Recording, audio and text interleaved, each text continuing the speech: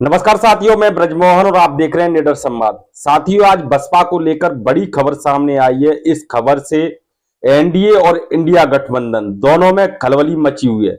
जी हां साथियों, तेलंगाना से बड़ी खबर सामने आ रही है कि तेलंगाना में बीआरएस और बीएसपी का जो गठबंधन की बात चल रही थी, अब उसकी औपचारिकता पूरी हो गई है। तेलंगाना में जो राष्ट्रीय प्रभारी हैं रामजी गौतम, आज जो टीआरएस तेलंगाना के पूर्व मुख्यमंत्री हैं उनके निवास पर आज बैठकर मीटिंग हुई और क्या कुछ निर्णय लिया गया। बसपा सुप्रीमो मायावती ने ही जिस प्रकार से कहा जा रहा था कि बसपा सुप्रीमो इसके खिलाफ हैं और बसपा सुप्रीमो से पूछा नहीं गया है, जो तेलंगाना के प्रदेश अध्यक्ष हैं आर एस प्रवीण जी।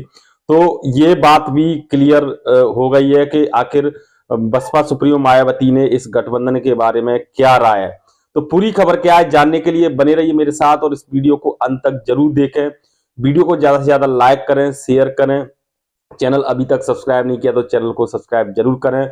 और साथ ही आपको बताते हुए हर्ष हो रहा है कि जो यूट्यूब के बाद यूट्यूब और फेसबुक पेज, इंस्टाग्राम और व्हाट्सएप पे भी हमारा ये चैनल आप जुड़ सकते हैं। इसके अलावा हमने एक नई इसका वेंचर है जो निडर संवाद .in के नाम से वेबसाइट पर भी आप अन्य खबरें देख सकते हैं। तो वेबसाइट पर जाने के लिए NIDAR और SANVAD निडर संवाद .in सर्च करके आप अन्य खबरों को देख सकते हैं। तो साथियों, लोकसभा चुनाव से पहले पूरे देश में राजनीतिक माहौल गरमाया हुआ है और तमाम पार्टियों के नेता और पूरी की पूरी मीडिया बसपा को लेकर चिंतित है कि आखिर बसपा किस तरह करवट लेगी और बसपा आखिर किससे गठबंधन करेगी, बसपा गठबंधन करेगी या नहीं करेगी। और जो तमाम प्रकार की खबरें मीडिया पे चलाई जा रही थी कि जो बसपा सुप्रीमो मायावती ने अकेले चुनाव लड़ने का फैसला गलत लिया है। हालांकि ये अलग बात है कि किसी पार्टी के लिए उससे फायदा होगा या नुकसान होगा, ये उसके पार्टी के मुखिया से ज्यादा कोई नहीं जान सकता है।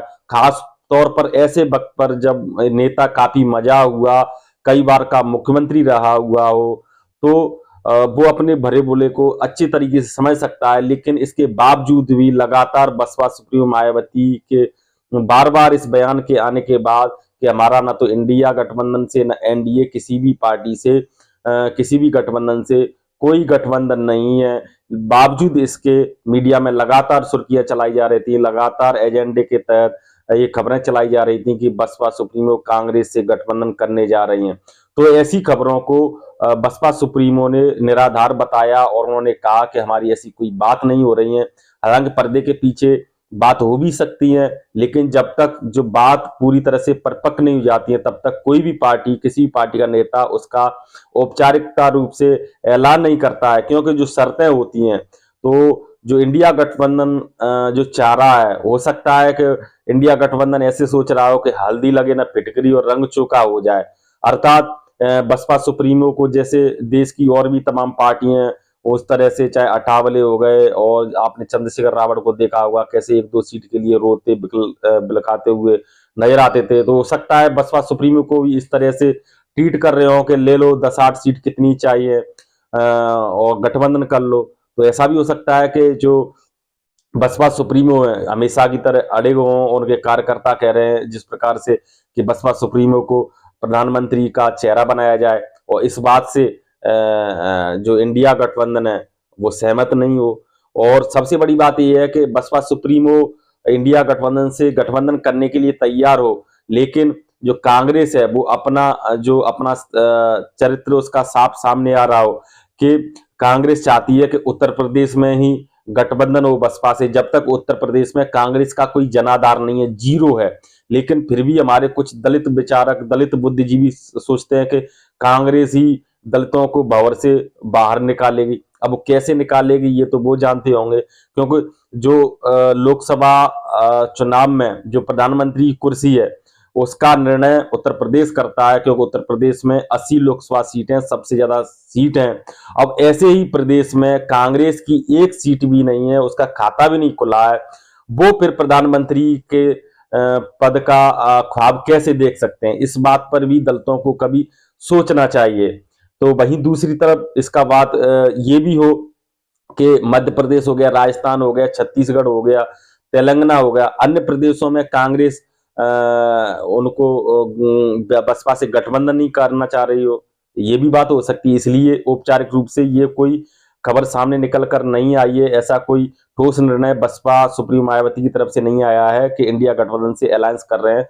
वो बार बार कह रही हैं कि ये सिर्फ भ्रामक खबरें हैं और एजेंडा के तहत जो मनवादी मीडिया है वो बसपा वोटरों को प्रभावित करने के लिए इस तरह की खबरें चला रही हैं। फिलहाल ये तो बात हो गई जो इस वक्त जो मीडिया में चल रहा है, लेकिन आज जो बसपा की सबसे बड़ी खबर निकल कर आई है वो तेलंगाना से है। तेलंगाना से क्या खबर निकल कर आई है? बसपा तेलंगाना ने एक प्रेस नोट जारी किया है। इस प्रेस नोट में बताया गया है कि जो बसपा के तेलंगाना प्रभारी रामजी गौतम है, जो अन्य प्रदेशों के भी प्रभारी हैं, उन्होंने जो तेलंगाना के पूर्व मुख्यमंत्री टीआरएस से मुलाकात की है उनके निवास पर, और प्रेस कॉन्फ्रेंस में जो प्रेस रिलीज है उसमें क्या कुछ कहा है मैं आपको बता देता हूं। तेलंगाना बीएसपी की तरफ से जारी एक प्रेस रिलीज में स्पष्ट किया गया है कि केसीआर के आवास पर बीएसपी नेताओं की अहम बैठक हुई है। बसपा के राज्यसभा सांसद केंद्रीय समन्वयक रणजी गौतम, पार्टी के प्रदेश अध्यक्ष डॉक्टर आरएस प्रवीण कुमार, समन्वयक मंदा प्रभाकर ने केसीआर से मुलाकात की है, जिसकी फुटेज आप स्क्रीन पर भी देख सकते हैं। जो रामजी गौतम है जो केसीआर के निवास पर जा रहे हैं। अगले लोकसभा चुनाव में एनडीए और इंडिया गठबंधन को हराने के लक्ष्य के साथ बसपा बीआरएस राज्य में मिलकर चुनाव लड़ रहे हैं। जी हां साथियों, ये बात बिल्कुल क्लियर है कि इंडिया गठबंधन और एनडीए दोनों के ही हराने के लिए बसपा काम कर रही है। जो लोग कहते हैं कि बीएसपी तो बीजेपी की बी टीम है, लेकिन आप देख लीजिए वो खुद बयान देके कह रहे हैं कि हम इंडिया और एनडीए दोनों गठबंधनों को हराने का काम करेंगे। बसपा की राष्ट्रीय अध्यक्ष बहन कुमारी मायावती पहले ही बसपा और बीआरएस के बीच गठबंधन को मंजूरी दे चुकी हैं। जो लोग कह रहे थे कि ये आरएस प्रवीण जी हैं, डॉक्टर आरएस प्रवीण जो तेलंगाना बीएसपी के प्रदेश अध्यक्ष है, उन्होंने ऊपर से ऊपर बीआरएस से गठबंधन किया है, इसमें बहन जी की मंजूरी नहीं है और बहन जी कभी भी आरएस प्रवीण कुमार को पार्टी से निकाल सकते हैं। तो ये भी खबर स्पष्ट हो चुकी है कि बहन जी की मंजूरी से डॉक्टर प्रवीण कुमार ने बीआरएस से गठबंधन किया है। आगे इस बात पर चर्चा होने जा रही है कि कौन सी पार्टी किस लोकसभा सीट पर चुनाव लड़ेगी, इस पर अभी चर्चा चल रही है और जल्दी इसका फैसला होगा। और आने वाले समय में जो बीआरएस है और बीएसपी है, इसका संयुक्त प्रेस कॉन्फ्रेंस का बयान जल्द सामने आएगा, ऐसा प्रेस रिलीज में बताया गया है।